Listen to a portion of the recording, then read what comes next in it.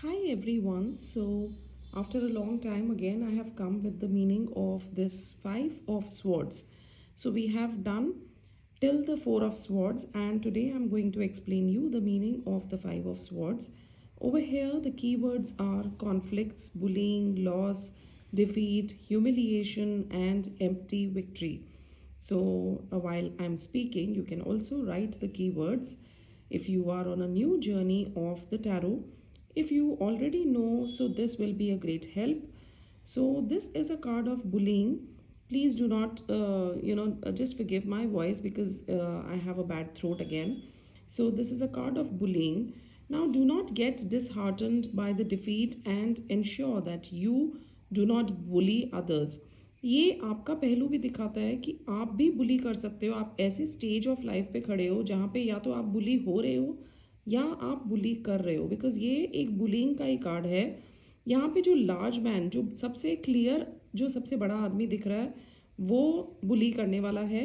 पर क्योंकि वो साइडवेज देख रहा है तो वो कुछ ना कुछ इम्बैलेंस है उसके दिमाग में, और वो खड़ा तो सीधा है पर वो साइडवेज देख रहा है। So he is looking to the past.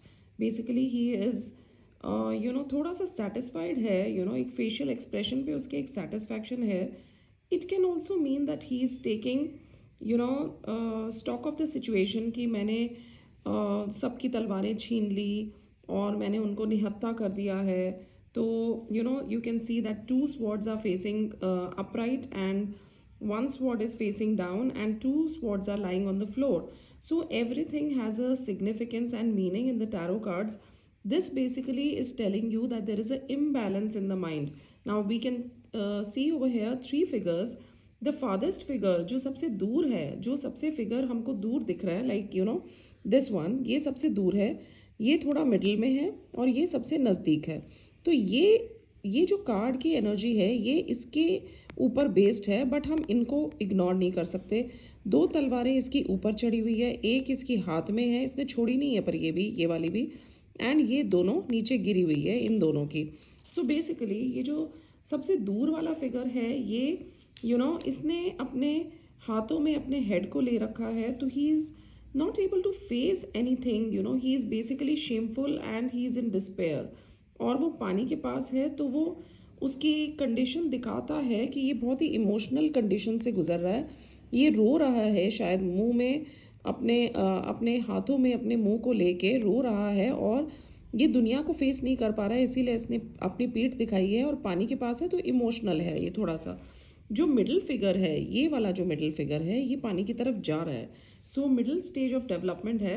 इसने अपनी बैक हमारी तरफ की हुई है और पानी की तरफ जा रहा है, यानी कि ये अपने सिचुएशन को कंट्रोल करने की कोशिश कर रहा है और ये अपने इमोशंस को भी कंट्रोल करने की कोशिश कर रहा है, और कुछ ना कुछ ये भी असमंजसता में है।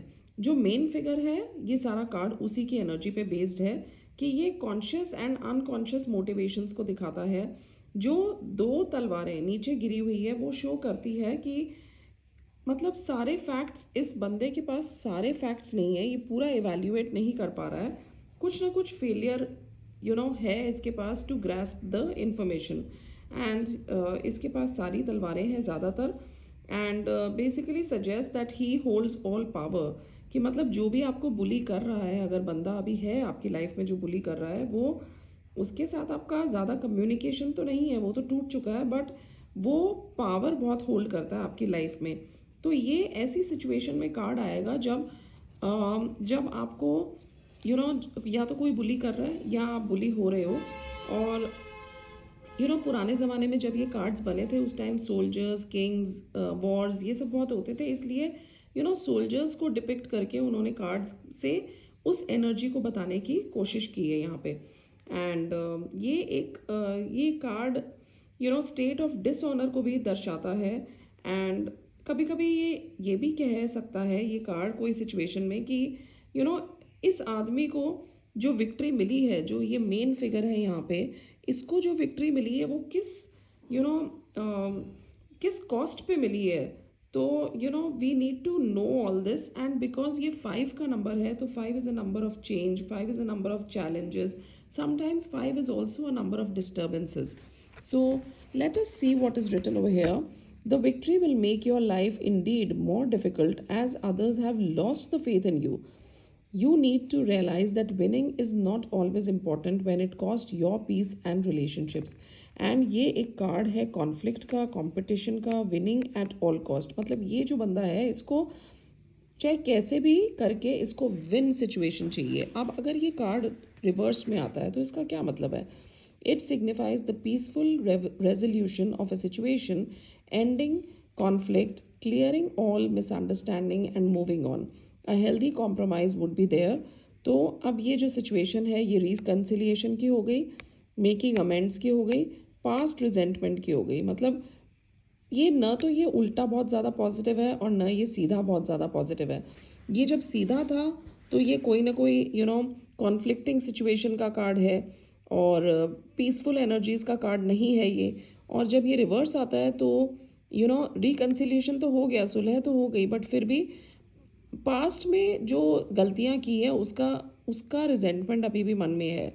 तो this card is not a very positive card. Unexpected losses का भी ये कार्ड है एंड पास्ट कर्मास का भी ये कार्ड है. लाइफ में कुछ डिस्टर्बेंसेस, चैलेंजेस का कार्ड है because it is the number 5. So 5 is the number of change. कि आपकी लाइफ में कुछ ना कुछ या तो चेंज आ रहा है या चेंज लाने की ज़रूरत है, डिपेंडिंग कि आपने उसको कहाँ प्लेसमेंट में आया है. वो किसी की रीडिंग में कार्ड पास्ट में आया है या प्रेजेंट रीडिंग में आया है या फ्यूचर रीडिंग में आया है, उसके ऊपर डिपेंड करता है. So I hope because these sword cards are little difficult to understand, that is why I am making sure that I am telling you the entire meaning of this card. So I hope you have understood the meaning, and if there is anything which I can help you more with, please do let me just send me a message across on my YouTube link and share and subscribe to my channel. Thank you so much for following Soullight Nina.